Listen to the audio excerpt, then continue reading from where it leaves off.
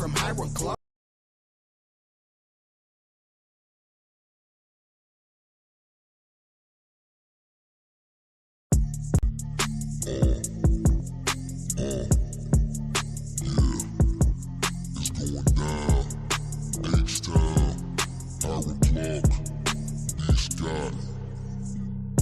From Hiram Clark, B. Scott from Hiram Clark, B. Scott from Hiram Clark, B. Scott from Hiram Clark, B. Scott from Hiram Clark, B. Scott from Hiram Clark, B. Scott from Hiram Clark, B. Scott from Hiram Clark. Do the Hiram Clark, do the Hiram Clark, do it. All right, welcome to the B Block Podcast. I hope y'all can hear me, man. We're having to do this a lot differently today. Had some major technical difficulties with my whole setup, with my mic. So we're doing this off the straight laptop mic. Y'all let me know about the quality. I didn't get to test this out. I see levels over here. So I assume y'all can hear me. Sounds nothing like how it normally sounds on my end. I imagine it doesn't sound anywhere near as good as it normally does on your end. But we're going to try to make it work anyway. Apologies for being late. We said we were going to do this thing at 3:45, so we're going to try to get it in anyway. And the whole thing that brought us here, I was going to do this live regardless. I knew Nick Caserio was talking from the combine today, knew we were going to hear from him. And of course, y'all, we were here yesterday talking about the Rockets and, the disaster that was their ending at Madison Square Garden over the weekend. And then, we knew they have a pretty much a get right game against the Utah Jazz, and they had exactly that. So I'm going to discuss the good, bad, and the ugly from the Rockets game. And again, y'all jump in the chat and let me know if y'all can hear me. I see a couple of people are in here already.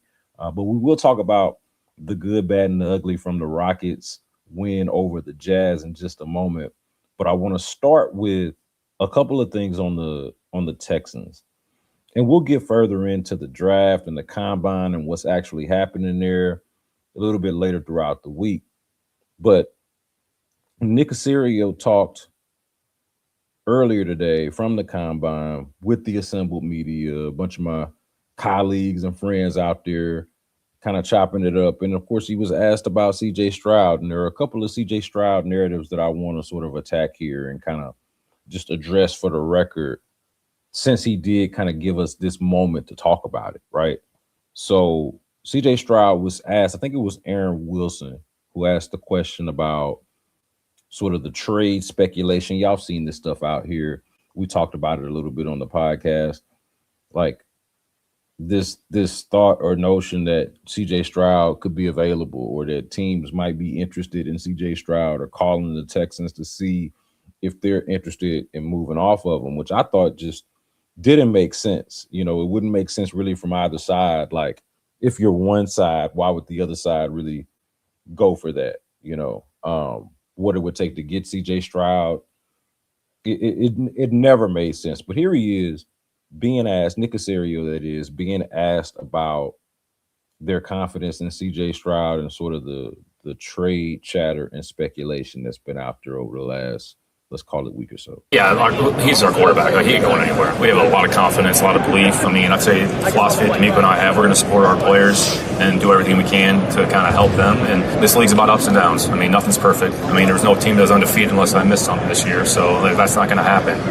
By and large, we're probably going to lose 5 or 6 games. Going to be some margin on either side. You're going to have some good plays. You're going to have some bad plays. You're going to have some good games. You're going to have some bad games. Okay, how do you bounce back? How do you handle that? So it's just, this league is a one game at a time proposition, and how you handle it, every situation, ultimately is going to determine your success and your longevity. So no loss. Look, the stock market's been going down for 5 days, so everybody's probably panic selling. So, really what you're doing is you're investing more. So, but anyways, we have a lot of confidence in CJ. We got a lot of confidence in our players, and I'm glad he's our quarterback.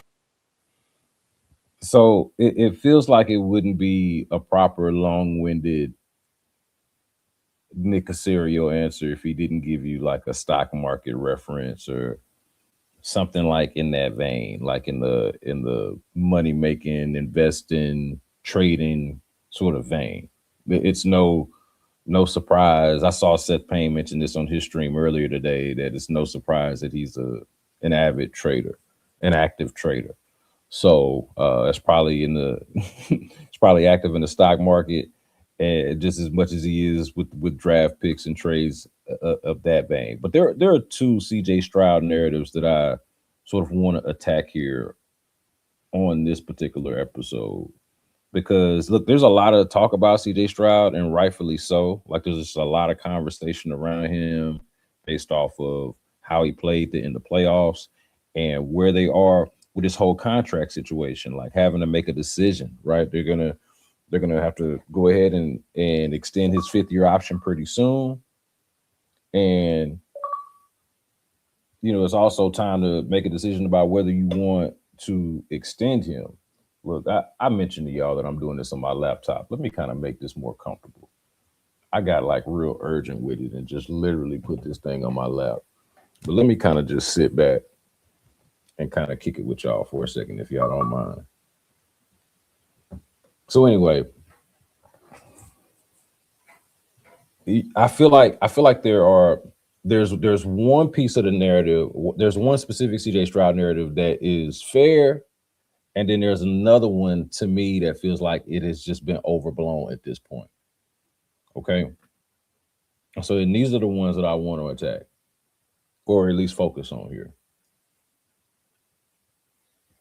I think it was absolutely fair to crush CJ Stroud for how he performed in the playoffs this year. I think it was absolutely fair. You go out there and play like that, like turn the ball over the way he did, cost your team the game.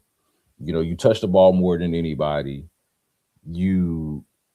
Because of your success in this way, you're a prisoner of your own success because at this point now you're expected to do more, right? You're not some backup or just some kind of throwaway that's out there. Like you're expected to go out there and perform, and you go out there and play like that. I think if you're going to hold them to the standard of, a starting quarterback, a guy that's going to get a contract extension, offensive rookie of the year, Pro Bowler in his rookie year, the way we were having the conversations at the time and the way it looked at the time, like at this point now, you have to be held at a certain standard. And I think it was totally fair to crush him for not just the Patriots performance, but even the game that they won. Even the Steelers game, like overall, that was not good. And I think we have to hold powerful people accountable. And this is not like serious real life type of shit that I'm talking about, but it does kind of cross over. It's just like the same thing. But like in the innocent sports sense, the starting quarterback for the franchise quarterback is a powerful figure. And with that great power comes great responsibility.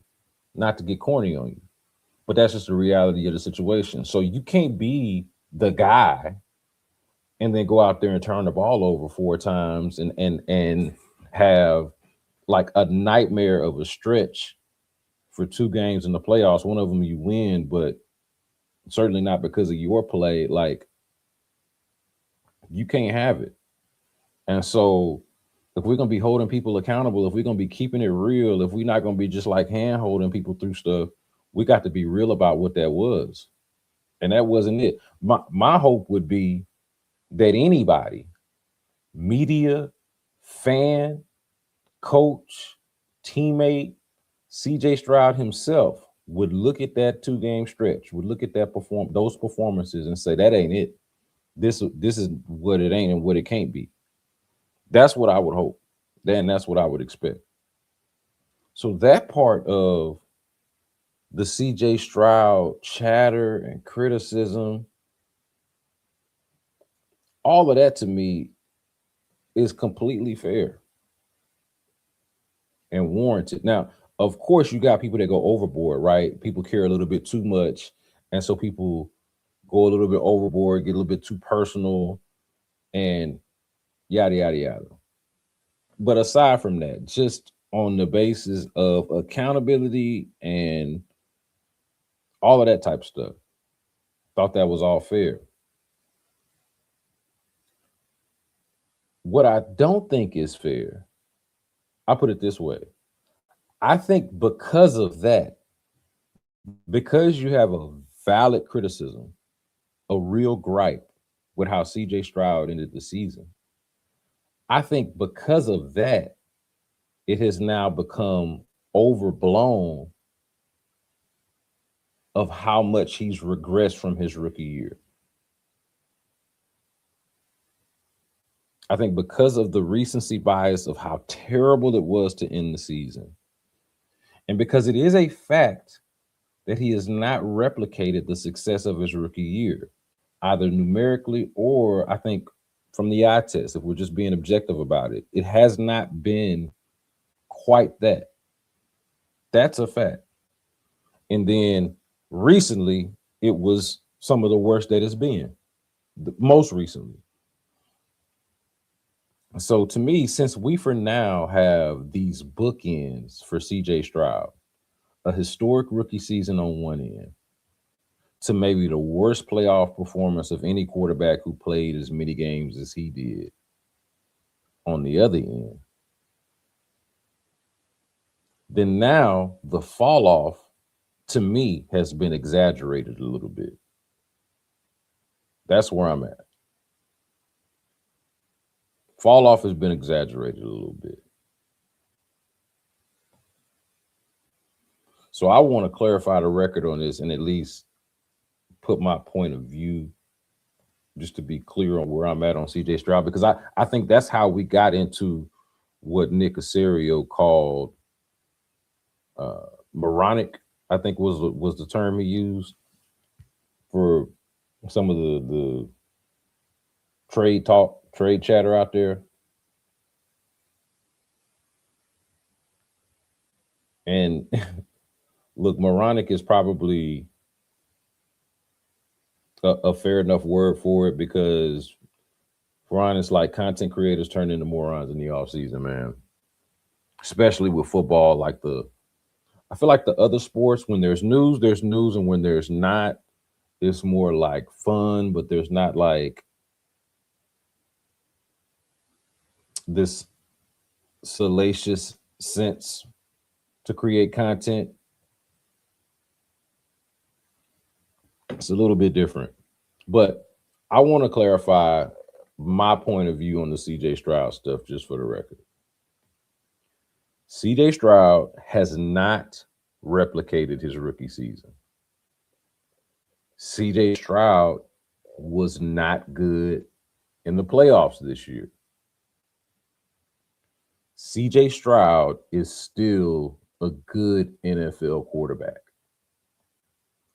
The disappointment for me is that the good has not turned to great. It was a great rookie season that looked like it was on its way to like a great career. And there has been some regression, if only in the sense that there hasn't been enough progression. There hasn't been enough progression to where it looks like everything that's bad is a step in the wrong direction. Again, talking about being a prisoner of your own success and all of that. But in my view, the regression has not been so drastic, anywhere near as drastic, that he's somehow like a throwaway or not any good or needs to be traded. I don't think any of that.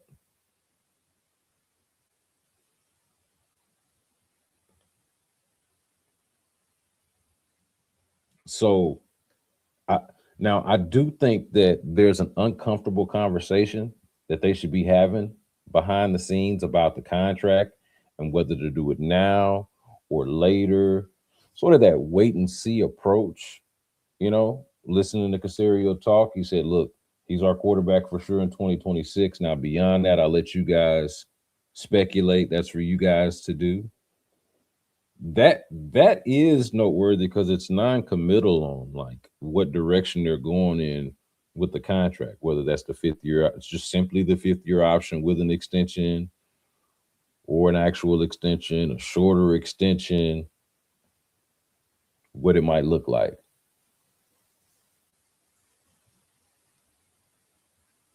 So yeah, I think that there's an uncomfortable conversation that should be had behind the scenes about the contract. And I'm sure we've talked about this whole wait and see approach on the show before. But you 100% want CJ Stroud on your team in 2026 if you're the Texans, and probably in 2020, 27, 2027. Did I say too many 20s there? 2026 and 2027 and beyond.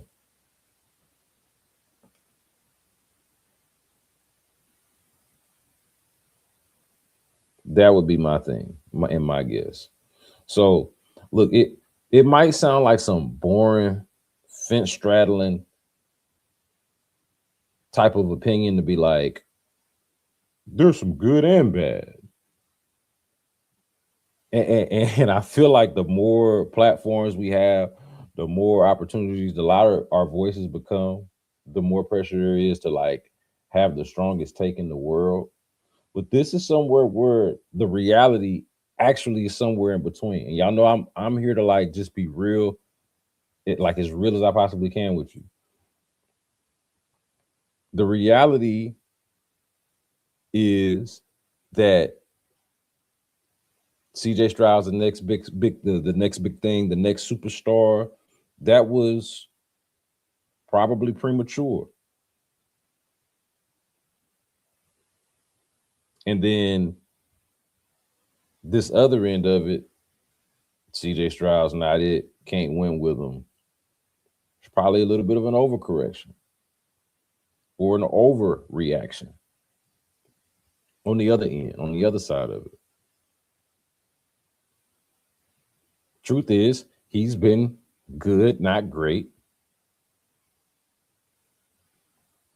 And what's been around him has not always been ideal. That's the fact of the matter.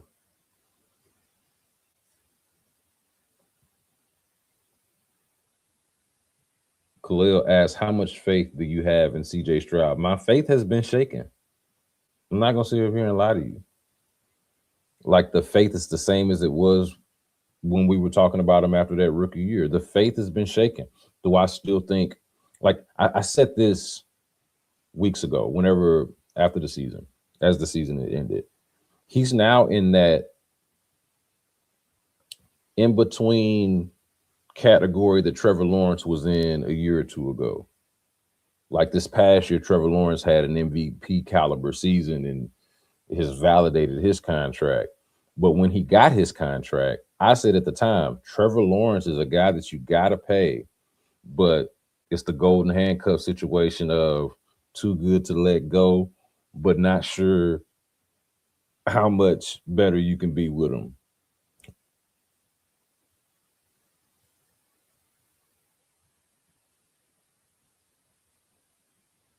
And so, like, I think he's in a similar spot where you're gonna pay the guy.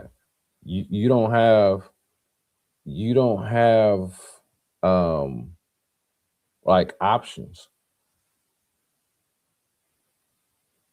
past it. Man, CJ got 3 playoff wins. Great. Senior Buble, my guy. Great. He's got 3 playoff wins. They don't like you don't really like what 3 playoff wins to me validates is the whole reason why we're here. It's the whole reason why we're having the discussion because they have had the success. But it's hard to look. What do you do with how he played in those most recent playoff games? He's got 3 playoff wins, one of which he did not play well in. He's played in what is it, 2, 4, 6? He's played in 6 playoff games and has arguably played poorly in at least 2 of them, and I wouldn't say great in another 2.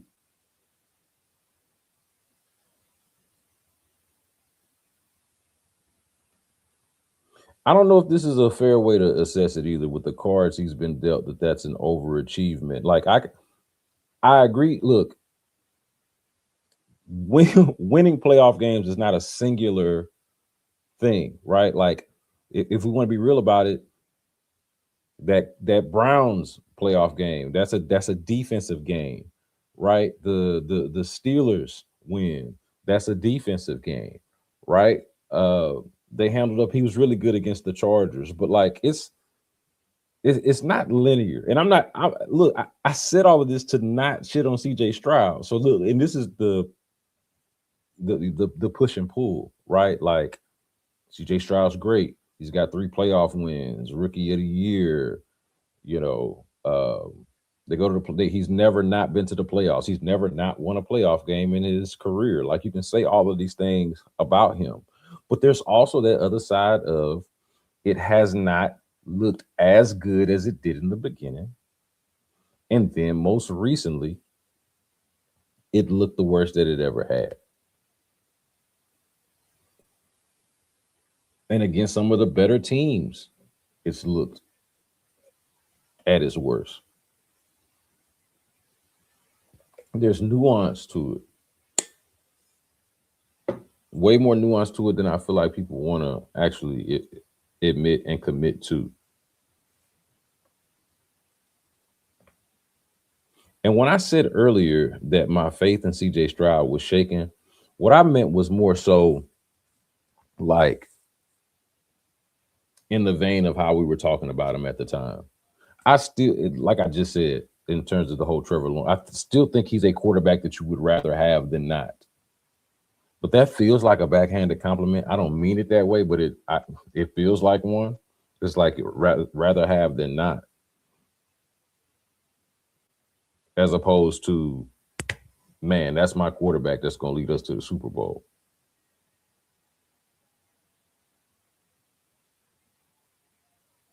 I think you got to take in all of it. I don't think you get to throw away any of it. I don't think you get to, as Senior Buble is mentioning here, that this year's playoff performance was trash. I don't think you get to take this year's playoff performance just because it was the most recent example and then pretend all that the good stuff that you saw from CJ Stroud never happened.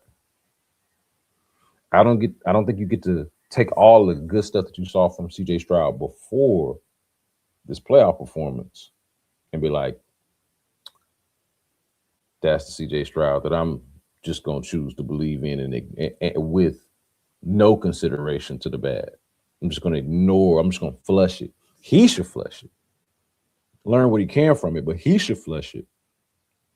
I don't think as we discuss it in an honest and real fashion, not like in some kind of utopia view, let's all hold hands and celebrate type of thing. I'm talking about just being real.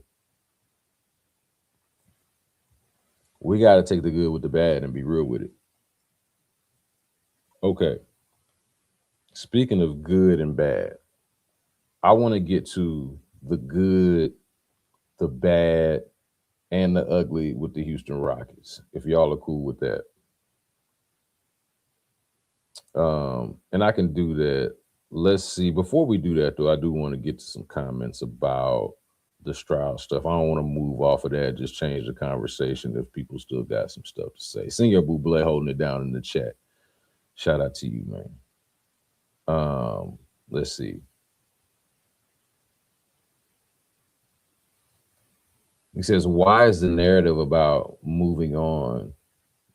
Why is the narrative about moving on versus making sure what he needs is around him? I think that's a fair point.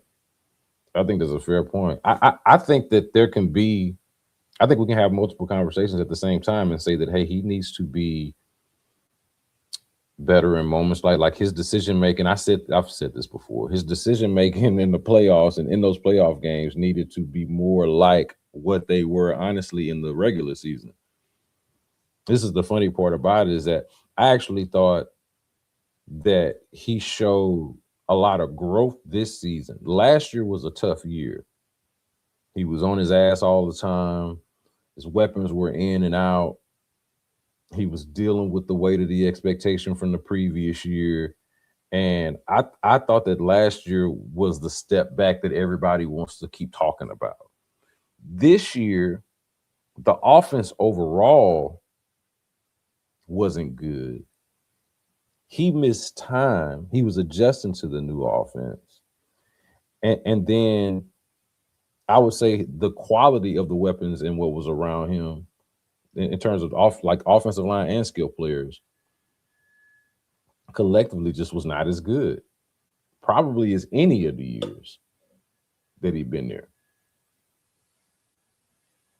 And so to Senior Buble mentioned about that being an overachievement, I thought that was an overachievement, was not just simply winning the 3 playoff games, but more so navigating the offense the way he did this past year, especially and more so after he got hurt, after he came back from the concussion. I was impressed with what I saw from him. And then that just went away in the playoffs. Just went away. So I think, again, back to my earlier point, accountability is important on that. And then to Senior Buble's point here about making sure that, that the narrative needs to be about what's around him. That part is 100% important. Like, the Texans need no less than 3 offensive linemen, starting offensive linemen. One of those guys can be somebody that they're bringing back in Ed Ingram. But, Caserio talked about, he was asked about Jake Andrews at the combine today, and just kind of trying to get some insight into what they're looking at at the center position, how confident they are at the center position. And he was polite. He was polite about Jake Andrews. Hey, we like him, we don't love him, was basically the answer. So you got to figure that they're at least looking to upgrade that position. I don't know why they wouldn't be. And then the guard spots are frankly just unclear. Ed Ingram is unsigned, so they either got to sign him or find a replacement. And then there's just a gaping hole at left guard that just looms large for this team in perpetuity, it feels like, until it doesn't. That, by the way, if y'all don't, that was the whole reason why they drafted Kenyon Green. That was the whole reason why they drafted Kenyon Green several years ago. So the narrative absolutely should be what's around him.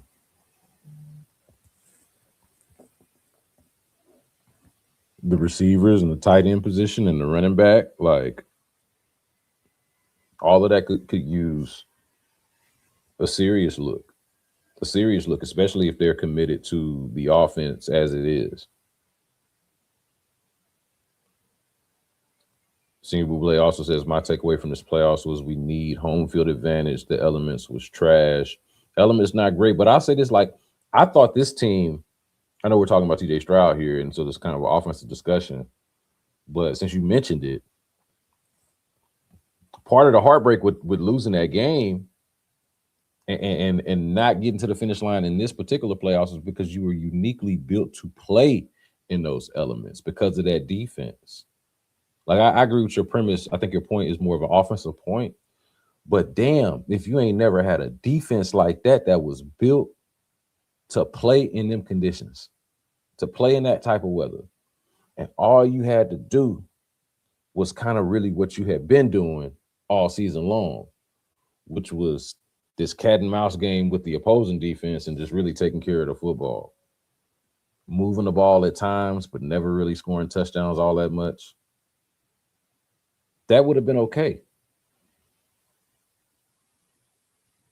What you couldn't do was what you did do, and that was get a ball away. I'm with you though. I'd love to have y'all saw how I was trying to speak it into existence that weekend. I was like, man, the Bills gonna win, the Texans gonna win, and we gonna host the AFC Championship game in H-time. Not so much. Not so much at all, actually.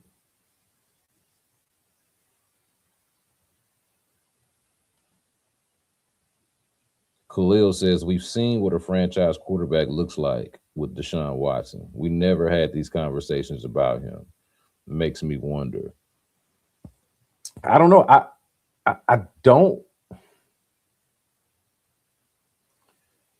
I feel like there wasn't any conversation. Correct me, Khalil, if I'm wrong, if I'm misinterpreting, and the whole chat. Have we had like we talked about CJ Stroud's regression from the rookie year and all of that, like, and Deshaun, if I'm not mistaken, yeah, Deshaun gets hurt his rookie year, doesn't get to have really the full season that CJ Stroud was able to put together for his rookie year. But correct me if I'm wrong with CJ Stroud. I don't feel like we've never had the conversation about him not being a franchise quarterback literally until these playoffs. And to that point, it should also be recognized that Deshaun does not have CJ Stroud's playoff success neither. So, or those teams did not have this, like they did not play as many of these games. And then the last playoff game that we saw Deshaun play in, it wasn't great. So I don't know. I guess this is the first time I'm really sitting here trying to think of because the best of Deshaun Watson is, yeah, I mean, it's right there with the rookie year CJ Stroud. And I would say probably better, not probably, I would say better than these last 2 years. So I don't know.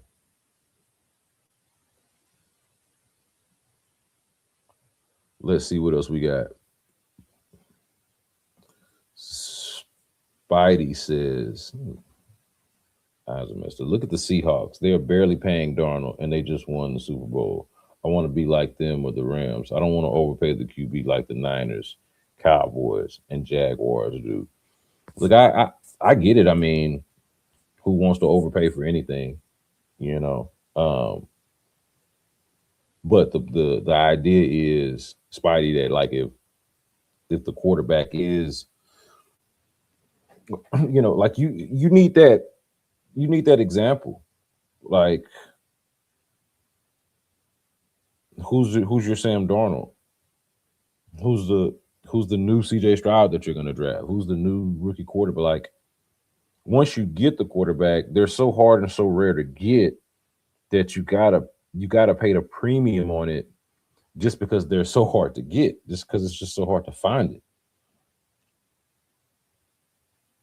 It's not like with running backs or linebackers, where it's just like, man, there's a lot of good one of these. It's not like it's a defensive tackle, It's not just a bunch of those walking around. So, I mean, I'm with you on the surface of it, but I don't know if it's just that simple. Once you can identify that the guy is the guy.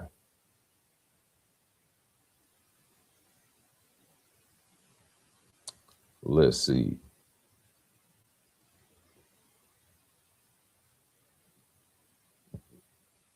All right, so I'm gonna move over real quick to the good, bad, and the ugly with the Rockets. We don't have to spend a lot of time on it. It's just a lowly win to the Utah Jazz. I mean, who cares at this point of the season, right? Like, it would have only been noteworthy really if they had lost the game, right?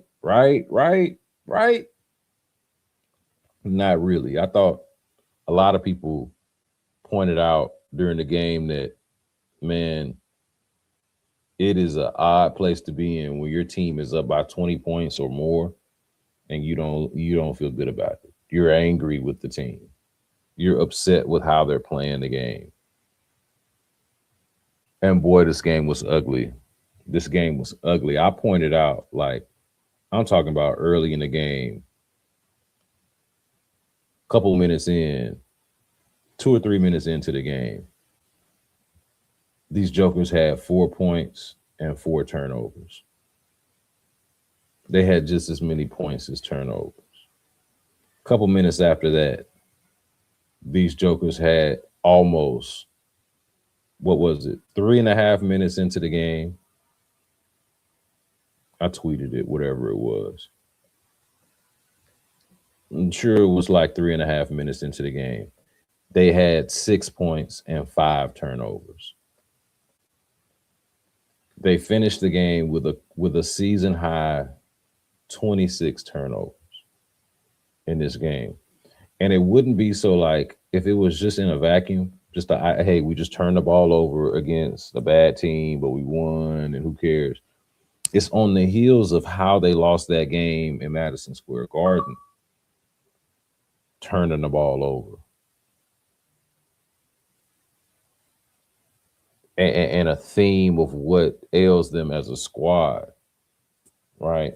So, look like I just jumped right into the ugly, but I actually, it's funny, y'all can see how much it meant to me, right? And as Senior Buble mentioned, man, a whole lot of ugly with those turnovers. Champ Slice, I'm going to get to the Vince Williams, and shout out to you, Champ Slice, for being in here. The Vince Williams ACL tear, which at the time I didn't, man, that ended up being way worse than I saw it and thought it was in real time watching it.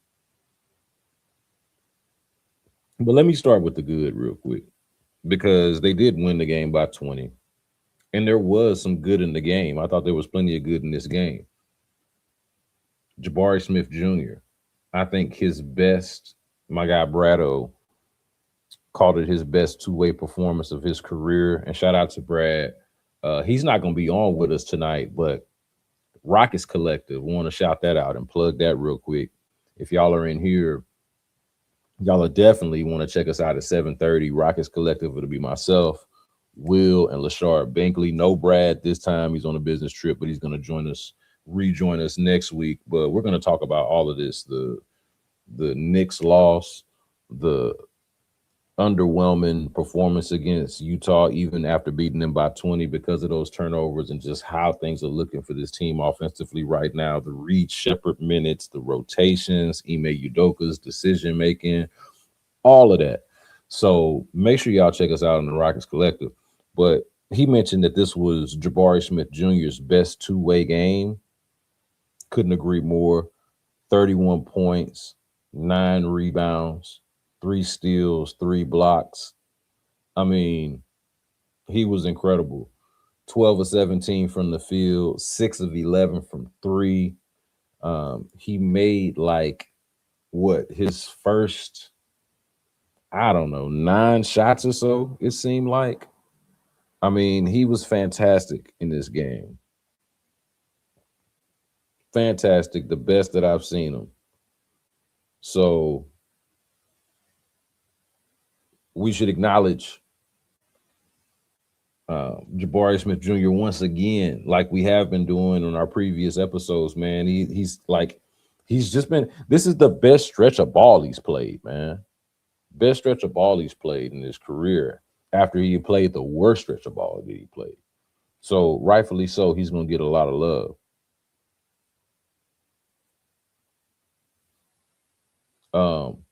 Champ Slice, I'll get to this. B. Scott, if you were Ime Udoka, I do have an answer. What would you do differently in those fourth quarters? So yeah, Jabari Smith Jr., good. Amin Thompson, good. Made his first 8 shots. He was 8 of 8 at one point. 20 points, 7 rebounds. He had a few assists, couple steals, and a block. Had 6 turnovers, but was also incredible in this game. You know, I know that it was mentioned that, or at least I saw my guy Clint Sterner saying that, you know, he the more he watches, the less impressed he is with a man. But that's more of a fit and usage issue than anything. Like, he's able to still go out there despite not having a jump shot and despite being miscast. He's able to go out there and impact the game in such a way. I think, you know, shout out to him. So he was part of the good. Reed Shepherd off the bench, 5 of 9 from 3. Had 4 assists in this game. And immediate impact when he gets in the game, the ball moves, the decision making, the closest thing they have to a point guard. And I'm gonna stop saying it like that because it feels disrespectful and backhanded. He is their point guard. They just need to treat him like such. So that was the good. That was the good. The bad was the turnovers. I already gave my spiel, man. 26 turnovers against a team. This was pointed out as well, I think, on the broadcast, against a team that doesn't even pressure the ball like that.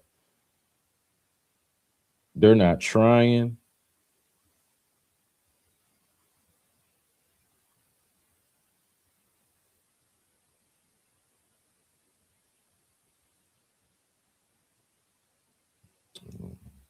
Like the Jazz aren't trying. They don't pressure the ball. They don't want the ball. They don't want you to turn the ball over. And so how does that happen? That was the bad. The ugly is what Champ Slice mentioned, the Vince Williams ACL tear. Bruh. So I want to say this about Tari Eason, and then I'll get to the question about what I would do in the fourth quarter and this Reed Shepherd conversation that Champ Slice and Senior Buble are having down there.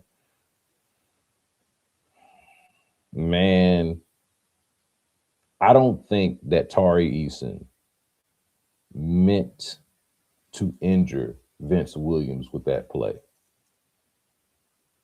Yes, it is deemed a dirty play because it's simply not a basketball play.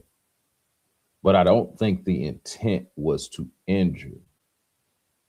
I think it was a little bit more of cheating than anything. Like he was just trying to cheat the game a little bit instead of like outrunning Vince Williams and using his body to kind of position himself, right? You need to run and be able to position in such an angle where you can, cleanly lay that ball up, if not dunk it the way that he ended up doing. But what he did, what Tari Eason did was effectively a chip block. It was a chip block in a basketball game. That's not a basketball play. It's just not. And Tari plays with an edge. He plays with a certain level of physicality. He plays with great energy. And I think if he had any idea, and that's probably the reason why you don't do it, right? The reason why it's not a basketball play, the reason why it's a foul. If he had any idea, or should be a foul, if he had any idea or realized that that's what that could have resulted in, Tari Eason's not doing that. Tari Eason's not doing that. And so like there's like this narrative now that he's a dirty player out there. He plays on the edge a little bit, but he's not a dirty player. He's not a dirty player. So, but that was the ugly, for sure. Now, to this question from Champ Slice. If you were Ime Udoka, what would you do differently in those fourth quarters? I don't feel like it's gotta be complicated. You don't have to have a PhD in basketball to know what they need in the fourth quarter. Unfortunately, this didn't end up being a real issue against the Jazz because it was the Jazz, and they were never going to lose that game. But we did this already on the Knicks game yesterday, talking about it. The fourth quarter started out fine in Madison Square Garden. The fourth quarter started out completely fine. They were up 16 or whatever it was to start. And Reed Shepherd is making great reads and getting them great shots. He gets the dump down to Şengün off the pick and roll. He finds Jabari Smith in the corner for the corner three. I think he got Dorian Finney-Smith a bucket or a look, maybe a couple of looks. Like the early parts of the fourth quarter were fine. And so I would do what they were doing there.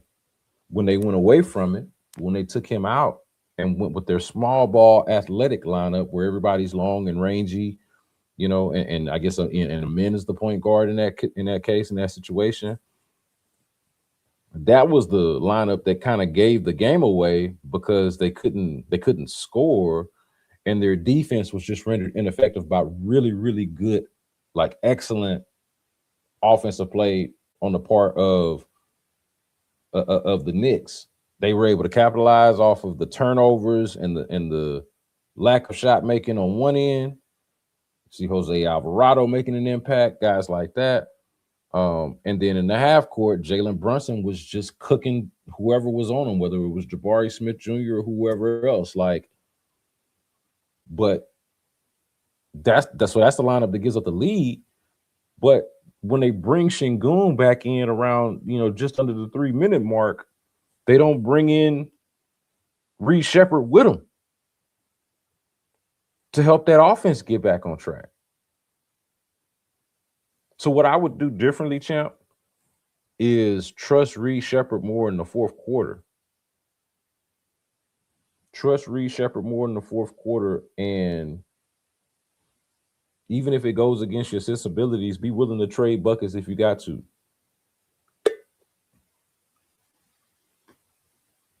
Reed's got to be better defensively, but you just got to go with it. Senior Buble says he thinks that J.D. Davison is better than Reed Shepherd. I don't think that. I don't know where you would get that idea, Senior. We're gonna have to agree to disagree on that. But and maybe you just mean better at point guard. But I will say where we can come together. I think the simplest thing that they could do. I think the simplest thing. See, and you say that you don't like his decision making. Reed's been making great decisions with the ball lately. But look, this is the simplest thing I think that they could do, and we can come together on this, Senor. If they just made Reed their point guard and J.D. Davison their backup point guard, gave him the minutes that they kind of waste on, I hate to say waste, but some of those, what were Jayshawn Tate minutes, what looks like it's about to become Josh Okogie minutes, I can stand to see far less of the DFS minutes, but I understand why he's out there. If they were able to reallocate some of that to J.D. Davison and have like 90% of the time Reed Shepherd, J.D. Davison, like one of those two guys on the floor, I could live with that. I think that would be the simplest approach to the point guard issue. It is not ideal. You would rather have Fred VanVleet or somebody like Fred VanVleet that is experienced to be in this situation where the expectations are high and all of that. But what you got right now is Reed Shepherd and J.D. Davison, and them needs to be your point guards. That's what I would do. That's what I think they need to do. I don't think J.D. Davison is better than Reed, but I definitely have him out there as my backup point guard. Or I'd rather see him out there than whatever they were throwing out there when they were giving the game away at Madison Square Garden the other day.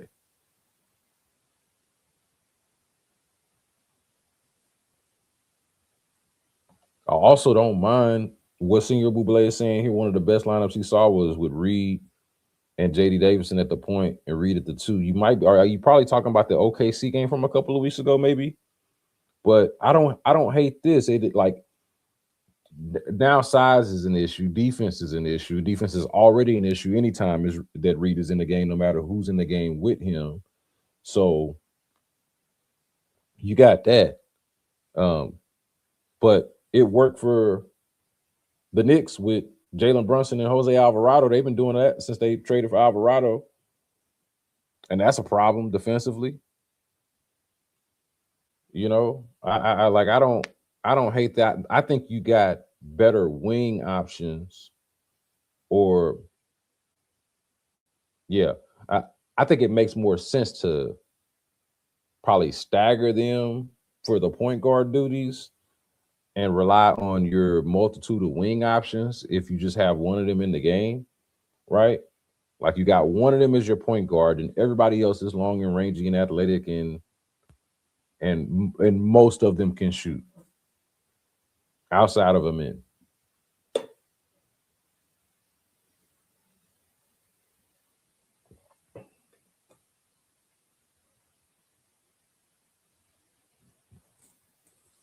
So yeah.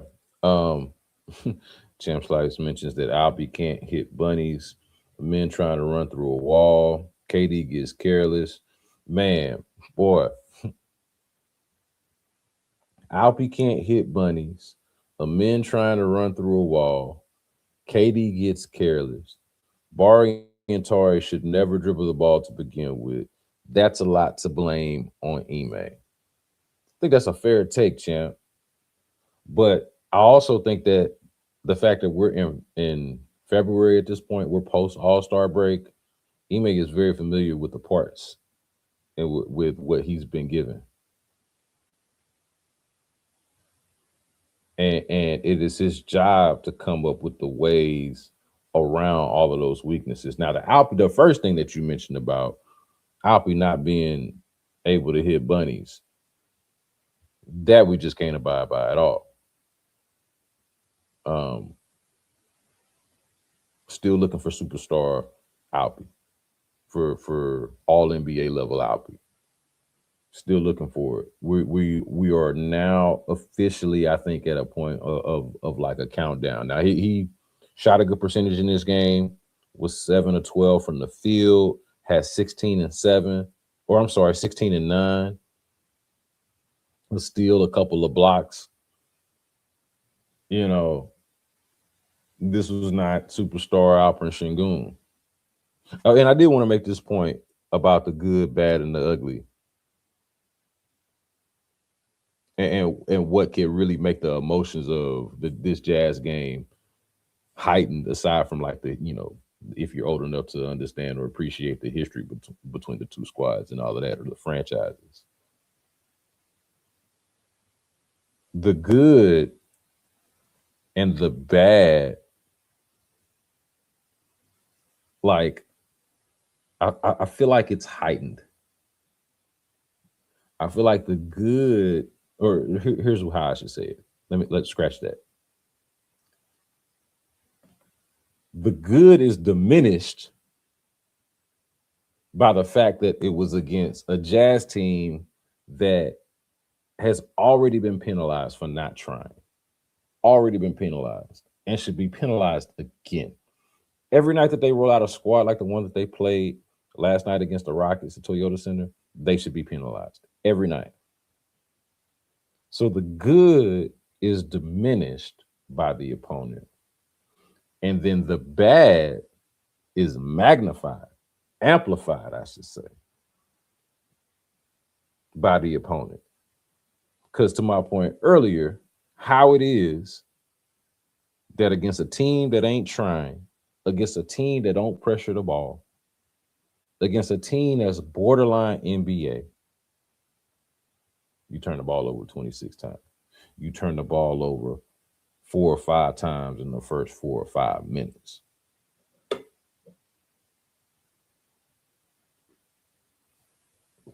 And another handful of times in the fourth quarter. What did they have? How many turnovers did they have at halftime? Jabari Smith Jr. saved them basically by having a career game, by being lights out. Saved them from embarrassing themselves against the Jazz again.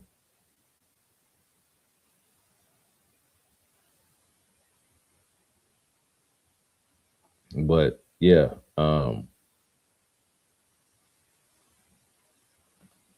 that was a rough watch. That was a rough watch to watch them blow out a team, watch your team blow out another team that you hate, by the way, and watch a guy who you root for, who had been struggling before, playing some of his best ball, like put an exclamation point on it. And I hate to even say exclamation point because to put a punctuation make it seem like it's an ending, like you can't. But to really hammer it home with a career game, maybe his best career stretch with his best career game all around in Jabari Smith Jr. I can't even appreciate it because y'all out there turning the ball over and looking silly.